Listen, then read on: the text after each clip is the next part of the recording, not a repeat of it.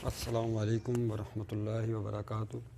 तमाम स्टूडेंट्स को आज की हम इस क्लास में बहुत बहुत खुशामदीद कहते हैं, इस उम्मीद के साथ कि सब खैरियत से होंगे। ओके, आज जो हमने चैप्टर नंबर 8 के हवाले से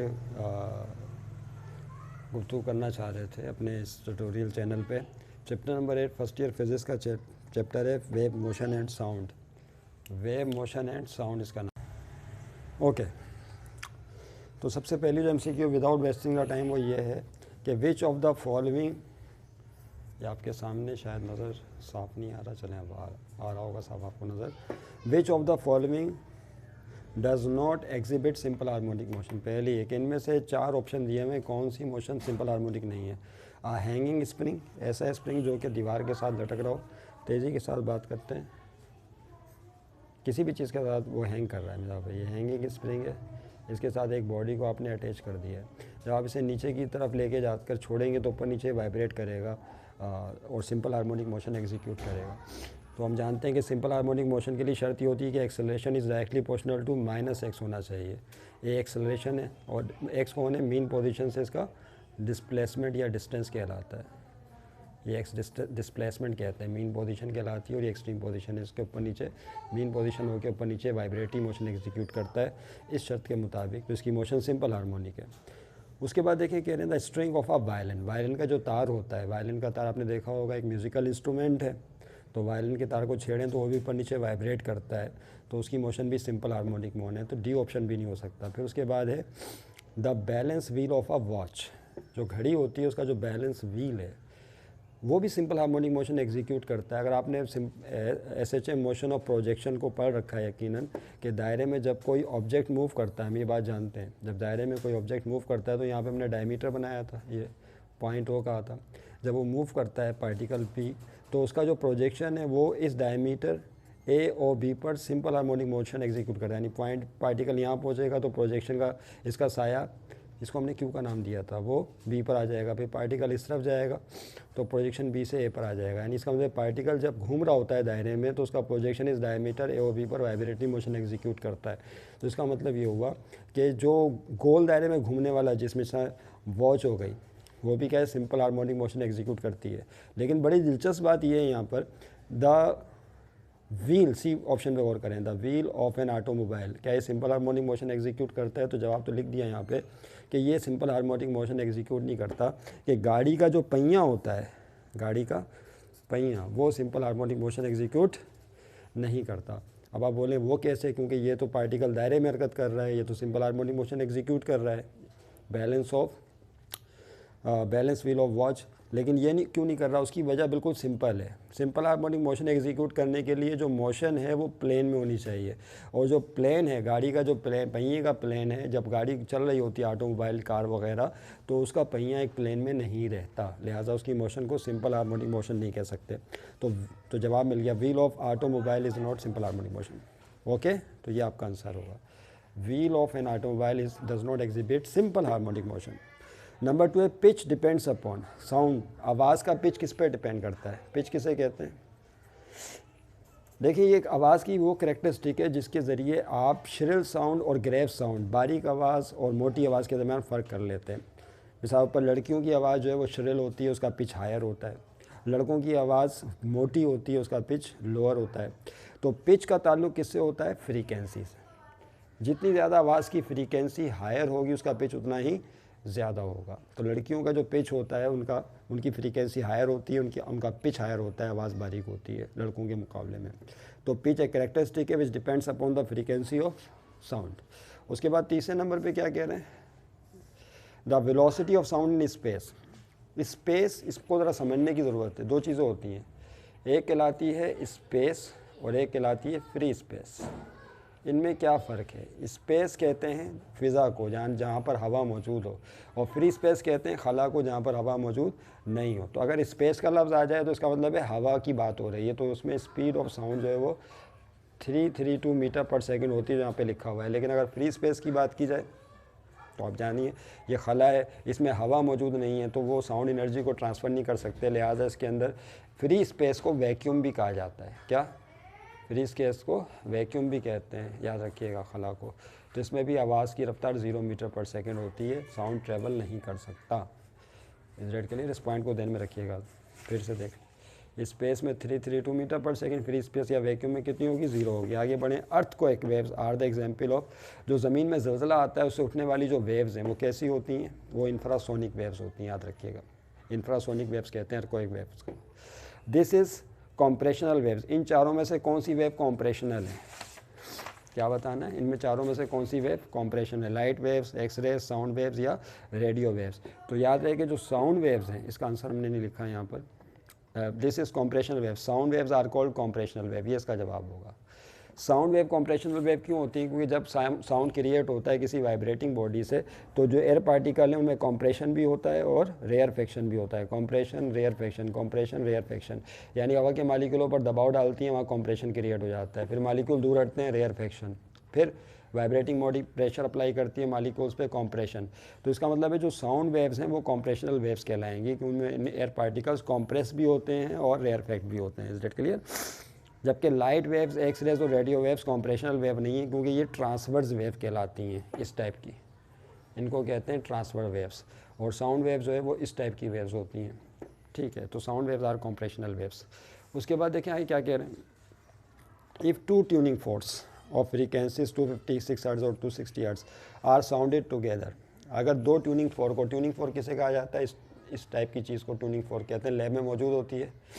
रेजोनेंस ट्यूब वाला प्रैक्टिकल आपने कर रखा है, इसकी स्ट्रिप्स कहलाती हैं। स्ट्रिप जब इसको रबर पैड पे मारते हैं तो ये तेज़ी के साथ वाइब्रेट करती है।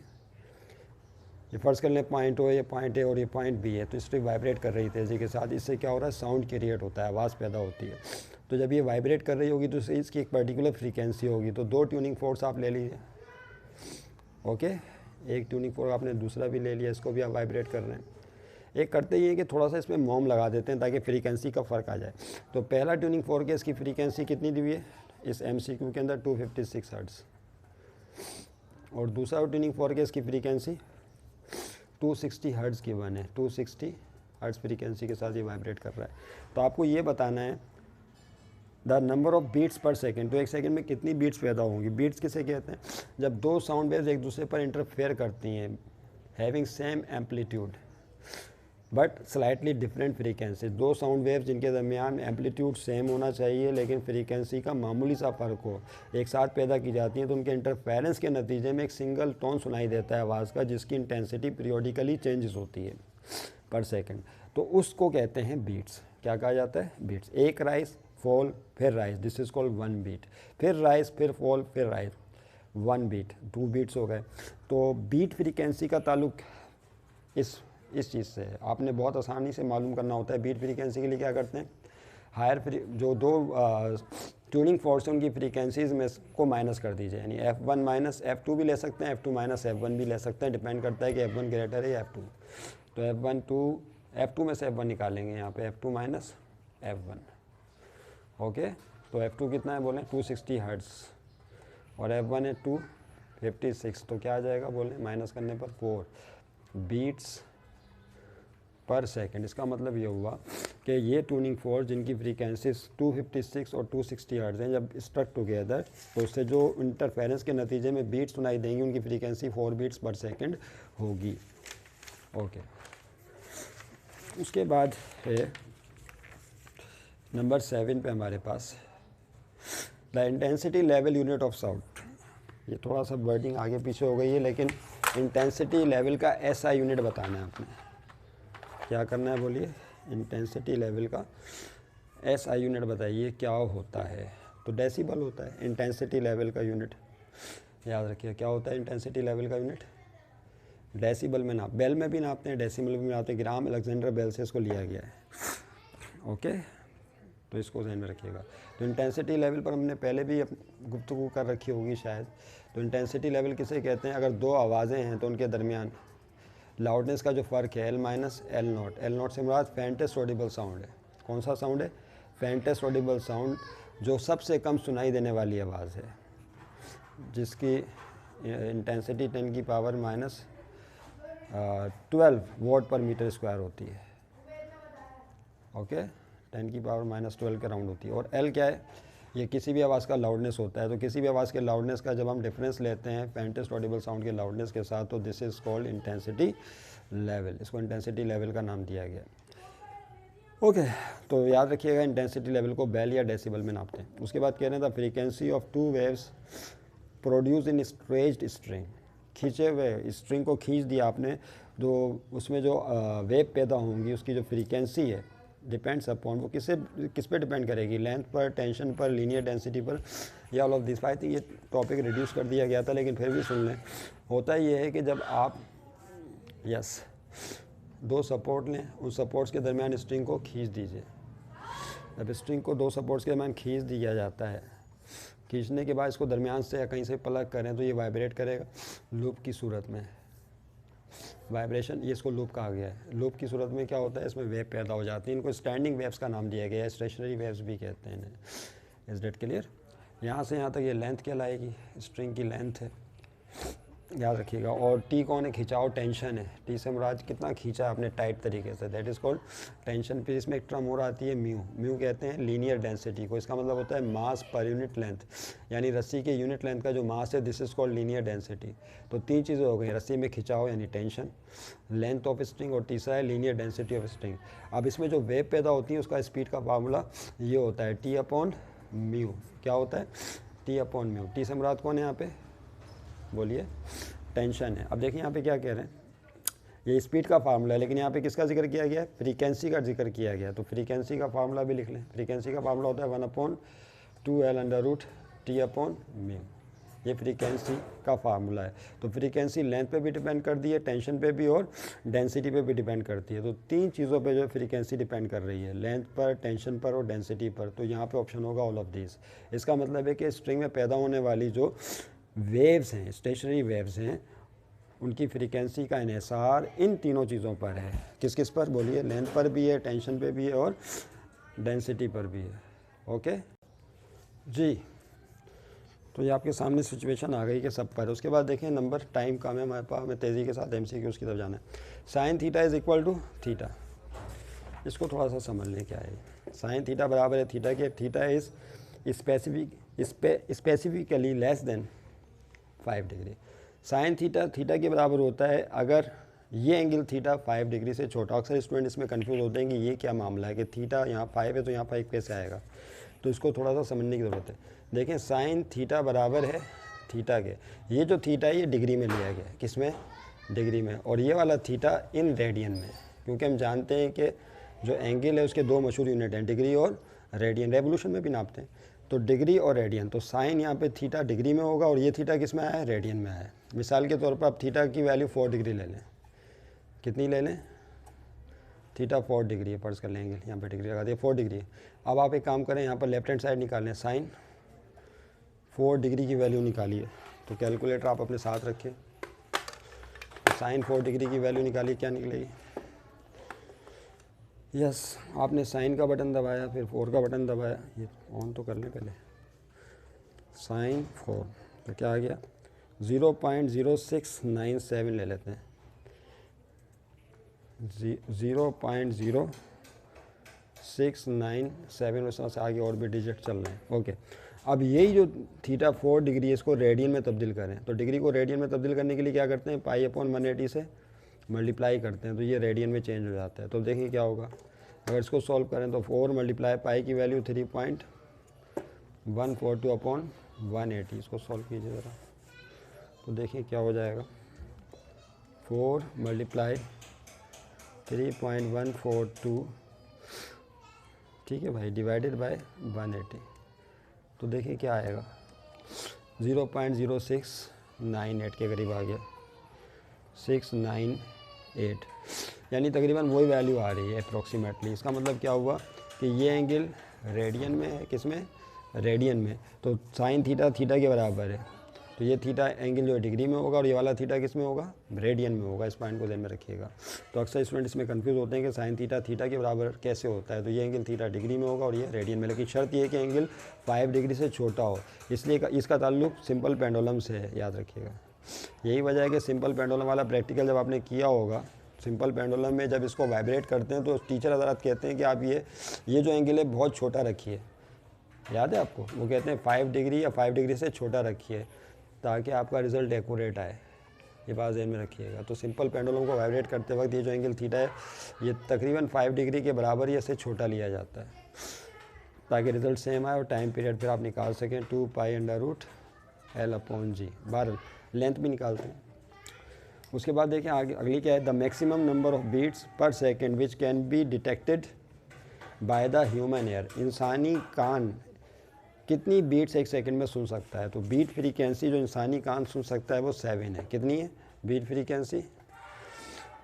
7 बीट्स पर सेकंड। अभी आपको बता दिया कि 1 राइज फिर फॉल, फिर राइज फिर फॉल, फिर राइज फिर फॉल, ये राइज फॉल यानी आवाज़, ये राइज है, फिर ये फॉल आ गया, फिर राइज फिर फॉल आ गया, फिर राइज फिर फॉल आ गया।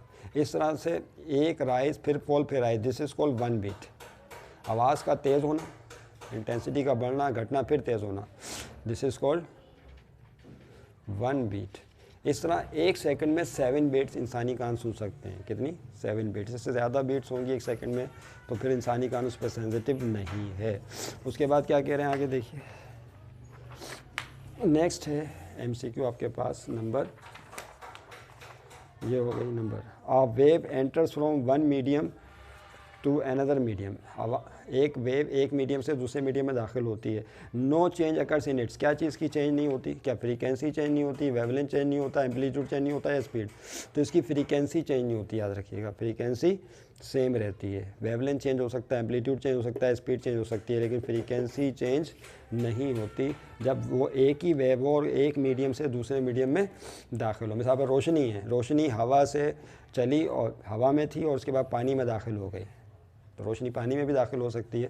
तो याद रखिएगा उस सूरत में क्या होगा कि उसकी फ्रीक्वेंसी जो है वो नो चेंज अकर्स, फ्रीक्वेंसी में कोई चेंज नहीं आएगा।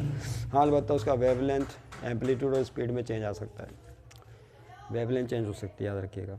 अब यहाँ पे भी एक पॉइंट है, लेकिन चूँकि हमें तेज़ी से आगे लेके जाना है और जब टॉपिक बाकायदा डिस्कस होता है तो उसमें तफसीली गुफ्तगू की जाती है कि ये क्या मामला है, कैसे है।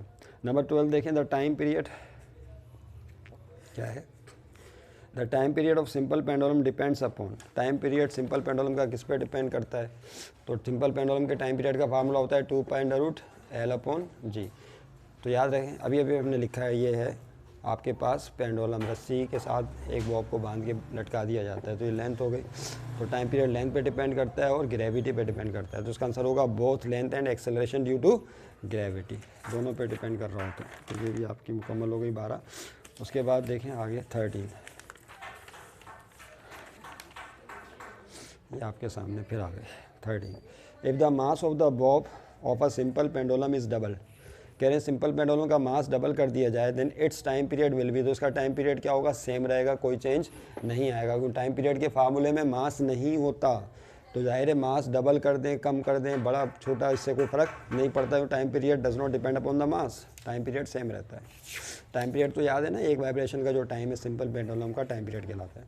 उसके बाद कह रहे हैं the velocity of a wave of wavelength lambda and frequency news given by. तो बड़ी मशहूर बात है कि कोई भी वेव ट्रेवल कर रही है, इज दैट क्लियर? तो ये एक क्रेस्ट और एक टॉप का दरमियानी फासला, दिस इज़ कॉल्ड वेवलेंथ। और एक सेकंड में जितने वेवलेंथ पास हों डेट इज़ कॉल्ड फ्रीक्वेंसी। और वी कौन है? स्पीड। स्पीड ऑफ वेव का फार्मूला ये होता है लैम्डा इंटू एफ। वेवलेंथ को फ्रीक्वेंसी से मल्टीप्लाई करेंगे तो स्पीड ऑफ वेव आ जाएगी मीडियम में। उसके बाद कह रहे हैं the range of Audible sound is. Audible sound की जो रेंज, ऑडिबल साउंड किसे कहते हैं? ये वो आवाज़ है जो इंसानी कान सुन सकता है। तो कम से कम 20 हर्ट्ज़ फ्रीक्वेंसी की आवाज़ हो या ज़्यादा 20,000 हर्ट्ज़ हो। तो इस रेंज की अगर आवाज़ है जिसकी फ्रीक्वेंसी 20 हर्ट्ज़ से लेकर कहाँ तक हो? 20,000 हर्ट्ज़ तक, तो इंसानी कान उस आवाज़ को सुन सकता है। 20 हर्ट्ज़ से कम हो नहीं सुन सकता, 20,000 हर्ट्ज़ से ज़्यादा हो नहीं सुन सकता, उस पर सेंसिटिव नहीं है। उसके बाद कह रहे हैं आगे 2 vibrating bodies having slightly different frequencies. 2 vibrating body हैं, जिस अभी हमने ट्यूनिंग फॉर्क बनाया था, उनकी फ्रीक्वेंसी में मामूली सा फ़र्क है।